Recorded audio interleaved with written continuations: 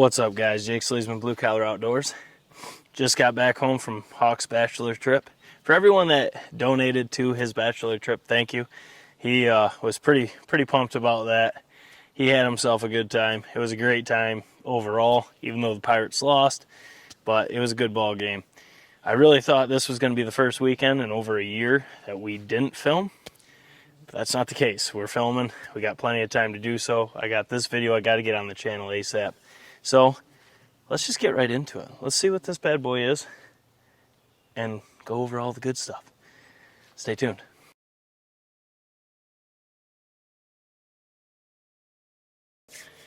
Alright guys, so last year we were testing several products from buckstik. We had the buckstik out, we had 2 of them. We had 2 rut sticks out and 2 buck branches out. We had different properties, different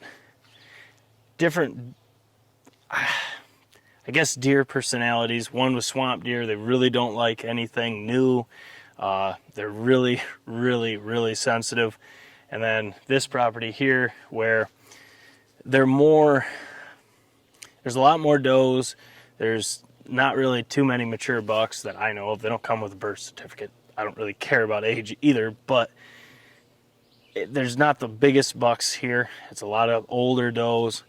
And so we do have a lot of information on all 3 of those products that we'll drop individually in another video. But what we're looking at today is right there. And that is the new product this year. This is the buckvine.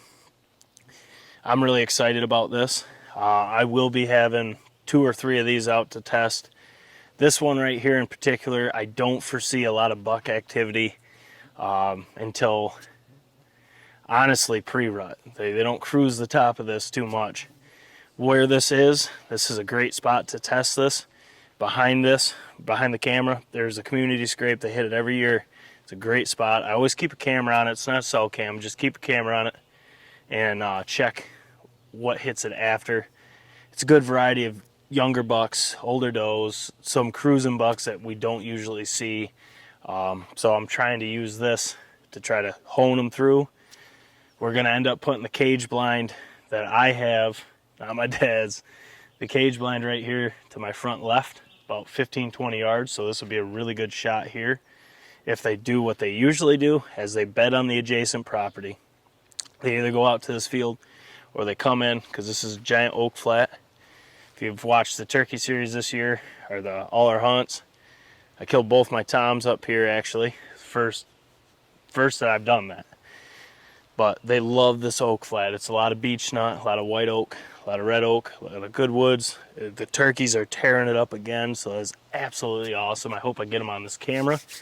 But this is a really good line of movement that they use, because the big food plot's down here, about 600 yards. And they like to either come up through, hit that scrape, they either go out to this field and work down, or they come in through the woods. Oftentimes early season, they love these woods. A lot of acorns. There's a lot of rubs in here, new, old, all that. We kind of starting to put it together. And they like working this line. They either go down to our double man stand. We've killed a lot of deer out of that stand on the channel. That's down there, about 100 yards. There's a trail that drops down, goes to the food plot. All of it kind of rotates around coming through right here.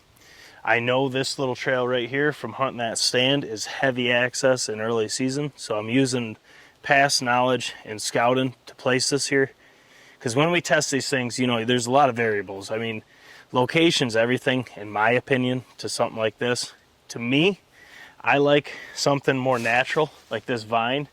It's got a really durable finish. It's got good bark to it, I guess you could say. But then you have the leaves that you know and love. Then you got the coconut fiber. Then you make a mock scrape underneath. I can jump behind the camera. I am self-filming right now, so just to kind of show the look of it, if it'll see. So you can see here, it's got a natural finish to it. It does kind of blend in with the trees. The only thing I don't like is that giant gray bar, but that is how it is connected to the tree. So it screws in.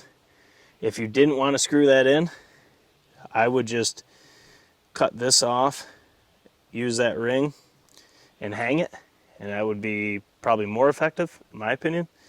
But this is how we're going to use it, just as it comes. Then you come down, you got the leaves there just to make it look natural, I suppose. I actually would prefer not to have them, but I'll try this one with them. I am going to use one without leaves. Then you got the coconut fibers to hold and retain scent. And I can say this, I'm not a huge believer in using any sort of scents for deer. I think if you scout, like I know this is a community scrape, I know there will be deer here. That's why I really want to try this here. I like hanging cameras based on past years. Let the deer do the work and then just kind of hunt right, hunt smart, and you know, just scout. That's kind of how I like it. But I do like these vines. I've used these a bunch. Vines seem to work a lot better than anything else I've tried. Now, will it translate to this? We don't know. One thing I will say too, they did redo their bottles. Thank God. Now they come into like this, and you get 3 of them per thing. There they go. You get 3 every sale. You get your pre-orbital, your forehead, and your interdigital, which in the instructions it says we are, of course, out of season. It's summer. We're just going to use the pre-orbital and spray it. I'm going to spray 1 up here and then 1 on the coconut fibers. I do know from experience you do not want to overspray this. So what I did to test that, so I had the buckstick and the rut stick close together. And what I did was on the butt stick, I sprayed 1 spray of each as it was directed. And on the buck stick, I sprayed 2 of each as it's directed, unless it's changed.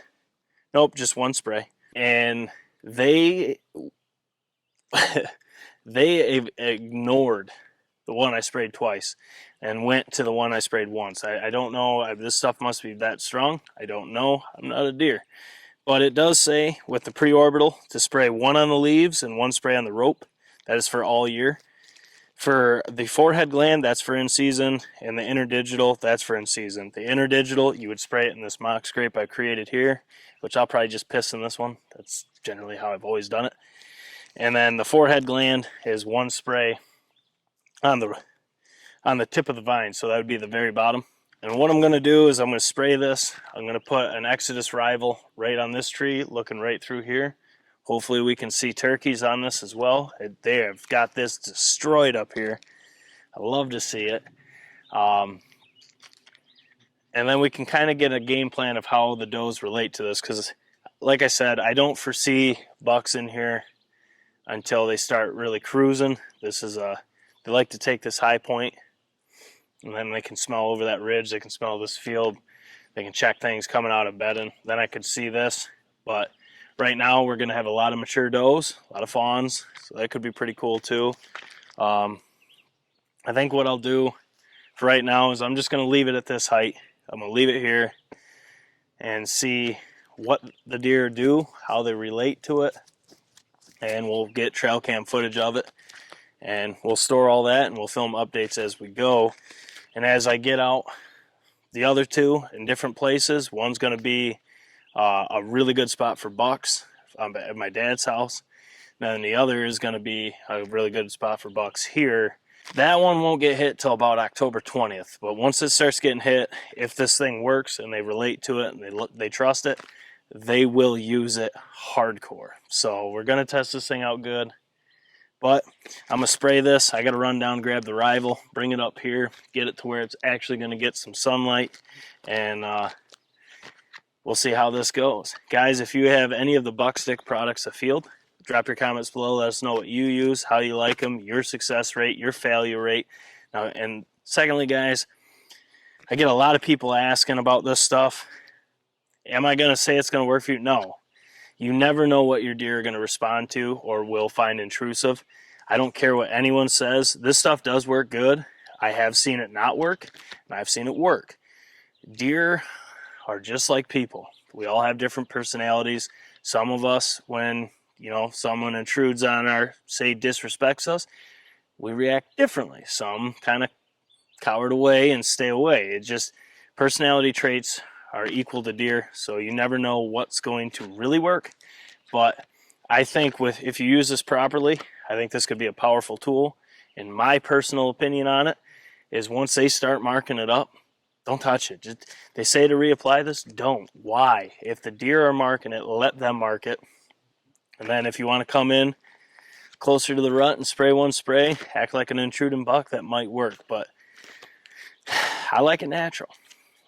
As always, guys, we got tons of content coming. We're going to be doing more videos like this. We're going to be doing more videos on habitat improvement here for turkeys. We got the food plot mowed.